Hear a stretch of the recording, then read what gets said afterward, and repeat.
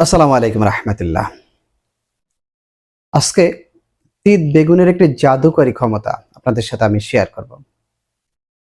তিত বেগুন অনেকেই চেনেন। অনেকের দেহে বিভিন্ন গাছের কাঁটা অনেক সময় বিঁধে যায়। বিশেষ করে গ্রামাঞ্চলে অনেকেরই দেখা যায় বিভিন্ন সময় বিভিন্ন গাছের কাঁটা বিঁধে গেছে, কাঁটার মাথা ভেঙে গেছে ভেতরে, ওইটা আর খুঁজে পাওয়া যাচ্ছে না। কিছুক্ষণ পর দেখা যায় ওইটা ওইখানে নাই, কয়েকদিন পরে দেখা যায় ওইটা অন্য জায়গা থেকে হয়তো হাতে কাঁটা বিঁধেছে বা পায়ে বিঁধেছে, সেটা দেখা যাচ্ছে মাথায় চলে যাচ্ছে বা অন্য অন্য জায়গা ঘাড়ে চলে গেছে, পিঠে চলে গেছে। রগের সাথে সাথে রক্তের সাথে সাথে ওটা চলে যায়।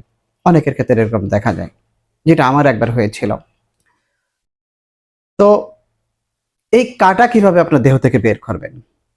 এই কাঁটা বের করার জন্য তিত বেগুন 100% পরীক্ষিত।